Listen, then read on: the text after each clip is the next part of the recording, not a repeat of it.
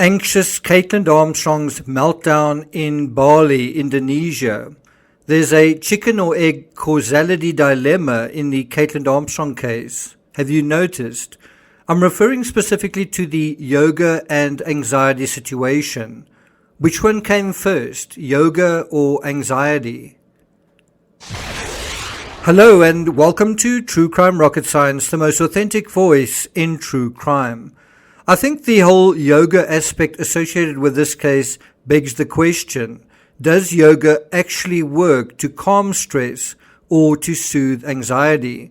Now, most of us, I think, would say that it should, but bear in mind there's intertextuality here to the Petito case. Brian was also into yoga and it didn't seem to do him or Gabby much good. There is also some evidence that Chris Watts' mistress, Nicole Kessinger, was into yoga as well. Now, this isn't to run down the benefits of yoga. Instead, I think it highlights the sheer amount of stress and anxiety Kaitlin was under in spite of the yoga.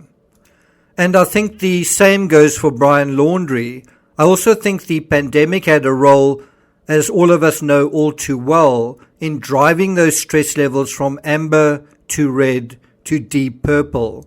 So I think the real question to ask is, what is the source of this anxiety? In the Kaitlin Armstrong case, what is the real source of this anxiety if the pandemic aggravated it? I think it is tempting to say that both Kaitlin and Brian were in romantic relationships and that the romantic relationship was the source of the stress and the anxiety. Although I think that's true, it's only half true. I don't think the relationship itself was the full story for this mysterious source of the anxiety. In 2018, 4 years before the incident in Austin, which cost Mo Wilson her life, Kaitlin Armstrong was in Bali, Indonesia, attending an intensive yoga course. A classmate said that Kaitlin seemed to be battling inner demons. What does that mean? What were those inner demons? So when we go to the narrative dealing with that particular yoga course in 2018, when we go and deal with that, we see that there was an initiation ceremony for the 200-hour long course, and Kaitlin apparently told the circle of 25 participants that she decided to go to Bali because there was something she wanted to change back home, right? And she sort of said this in tears, right? So what do you think that could have been? What do you think she wanted to change back home? Could that be a reference to her brother who was an addict? It could also be a reference to her mother who was an alcoholic and whom Kaitlin said she never wanted to be like her. It could also be a reference to broken family relationships in general. And so people around her that told the Daily Mail what had happened during this encounter spoke of her not being completely happy with her current situation back home, that she was one of many people that felt that way. But they also said that Kaitlin had a sweet side, that she didn't want to have this pain inside of her. And so like many there, she was trying to seek escape, trying to seek refuge from this internal struggle that she was dealing with. She was trying to find change or healing, right? And so for the majority of this course, Kaitlin was apparently often smiling, but nevertheless described as quiet and reserved. By the way, Brian Laundrie was described as the same way. She only spoke when she needed to speak or when spoken to. And that kind of gives you a sense that there's maybe a confidence issue there. There's maybe a identity issue there where the identity is still being created and the identity is not quite established. It's not certain. It's not concrete. It's still, to some extent, insecure as opposed to secure. Does that make sense? And so, although she was apparently friendly with everyone in her class, she didn't seem able to forge any close or lasting relationships, right? And something else that she has in common with Brian. Why don't people who are insecure or lacking in confidence or inadequate, why don't they try and make friendships? Well, because they are exposed when they do that. Someone will ask them questions and they will then appear, the inadequacies will come to the fore, and they don't like that. The other thing is, when you're trying to make these friendships with someone who is secure, who is balanced, who has a sort of a good life going for them, they may realize, wow, you're a weirdo. There's something wrong with you. And that only makes the whole situation worse, doesn't it? So I think broken family relationships can mean a fractured or insecure or fragile sense of self, right? So if you say, what is the source of Kaitlin's anxiety? It could be from a broken family, that her job is going well, that she has quite a good home life in Austin, but the original life that she had, right, the place where she grew up, the family, there's something wrong there. There's something fractured, broken, and not secure in that sense. That's where the fragile sense of self comes from. Now, if we go back into the narrative from the Daily Mail, and this is really valuable because we're getting insights from people that had first-hand encounters with Kaitlin, even though it's some years ago, it's nevertheless giving us a different perspective on who she is and also who she was. And bear in mind, who we are is a factor of who we were. We become who we were as a result of past actions, past psychologies. And so a source told the Daily Mail that they thought that Kaitlin was quite solitary, that she didn't stand out and she didn't want to, that she just kind of kept to herself. And if you think about it, that's also a similar description to the Kaitlin we had in Costa Rica. We may have thought that she kept to herself because she was a fugitive at the time, because she did have something to hide. Well, maybe she had something to hide before that as well. I don't mean that in a criminal sense, just that there were things going on in her family that she was trying to deal with and couldn't deal with. And so the source went on to tell the Daily Mail that Kaitlin never really, quote unquote, clicked with other people during the duration of the month that they spent together. They didn't form a bond, and then there was a really strange incident that involved Kaitlin when they had a dinner. The whole group of them had a dinner together, and this happened early on during the trip, and this is the story surrounding that. And so this is also quoting from the article. We were all together, a group of us, maybe 7 of us, and we had been to dinner and gone back to one of the guys on the group's house that he had rented. She had some sort of minor panic attack. So that's Kaitlin. Kaitlin had some sort of minor panic attack because Kaitlin was having a small allergic reaction to some of the food, but she really overreacted. And so obviously to the people around her, the way she's reacting is dramatic, intense. She's triggered. Her anxiety is coming to the surface. They all see it for what it is. It's an overreaction. But to Kaitlin, she's acting in a way that is completely natural. It's what is happening to me. I'm terrified. I'm scared. I have no idea what to do with this.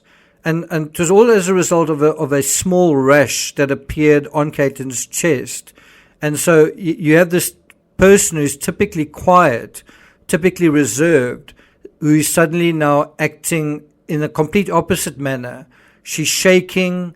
She's hysterical. She's even hyperventilating.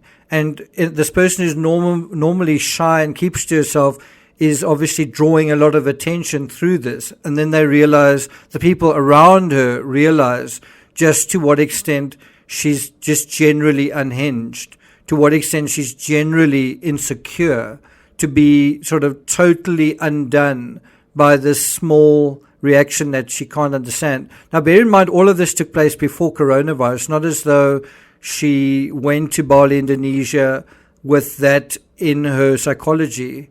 This happened pre-pandemic, right? And so the people around her said, wow, this seems like a bit of an overreaction to what's going on. And someone said she was quite anxious. She was shaking and breathing heavily, and went on to say, and this is also what they said to the Daily Mail, it was just unnecessary to react like that. Everyone knew what was happening. It was, a whole scene. So yeah, you get a sense that when triggered, Kaitlin can act in a way that's over the top, that's intense, that's bizarre, in a way that seems overly emotional, right? And all within a scenario of it being driven by anxiety.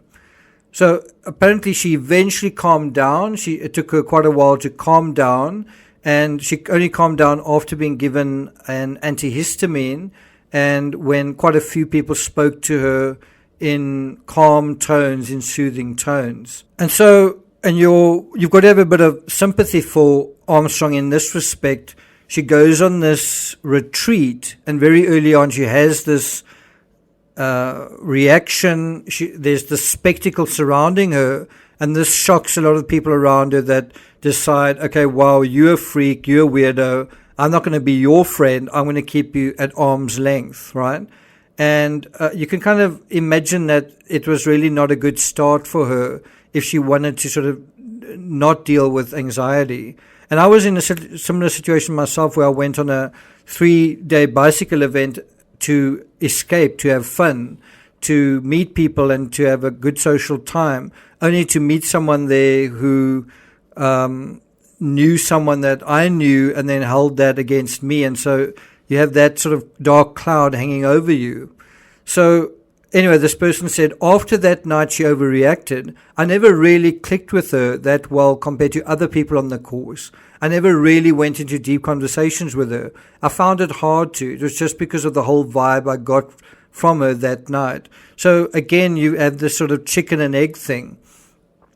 Does the anxiety lead to more anxiety based on people treating her a certain way, which then leads to more anxiety? So how do you get out of a situation like that? Do you avoid people, or do you engage with people and try to become a stronger person? So the article goes on to say, in the weeks that followed this, Kaitlin maintained her position as one of the quietest members of the group, but then she seemed to become happier as time went by. So over time she adjusted and things seemed to improve a little bit. Then they say, just as they had at the beginning, the class gathered in a group circle to speak about their experiences over the past few weeks. They did the same thing at the end, and they asked, what did you learn about yourself in the process? When it was Kaitlin's turn to speak, she actually started crying, and she told her fellow classmates, she said that she was very, very, very grateful to everyone for everything that she'd experienced. So it was obviously, despite it being a harrowing experience, it was also, to some extent, a soothing experience, to some extent, a healing experience. Now, it's interesting that one of these people on this retreat would say that although Kaitlin was touched, says everyone is essentially capable of killing someone. I think that is absolutely true. We like to think we are better than criminals, but anyone is capable of being a criminal given the quote-unquote right circumstances. But this person said, although anyone is essentially capable of killing someone, that they weren't thinking, oh, I see someone at a yoga class, that person's a killer, just because they've got a pain inside of them or a bit of sadness in their eyes. It didn't cross that person's mind that she'd ever do such a thing. And yes, it wouldn't. It certainly wouldn't. But the point is that Kaitlin did stand out in that sort of neutral setting. Kaitlin did stand out as someone who was less centered and soothed and balanced as other people practicing yoga.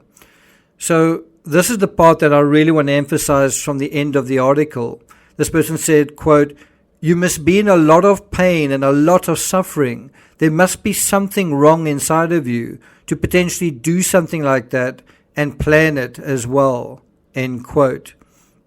Now, in terms of that, I think that's referring to premeditation. And if there was premeditation, it was probably something like a few minutes. I don't think it was weeks in the making or months in the making. That's just in my opinion.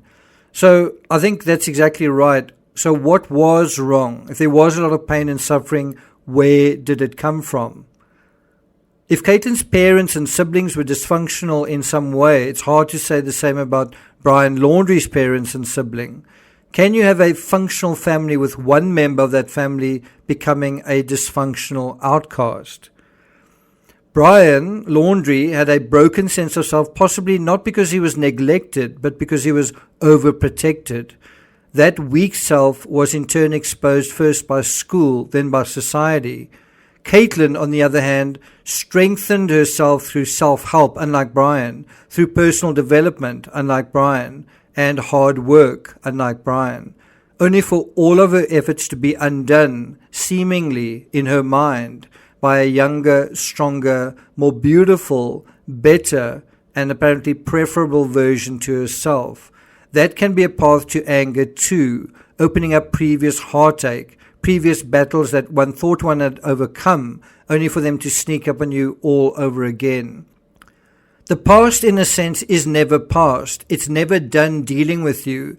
And does yoga deal with the past or present just another soothing escape from reality? How then does one deal with reality? I suppose in the same way that Kaitlin voluntarily left for the Bali retreat, she could have voluntarily exited her own life in Austin without any guns blazing, and allowed herself to be diminished, usurped by someone else. Perhaps that was the right thing to do, but was it realistic? If you were in those circumstances, could you do that? Could you throw in the towel in your own life when someone else comes along and try to eke out a simple life elsewhere? Thank you for listening, and I'll see you guys next time.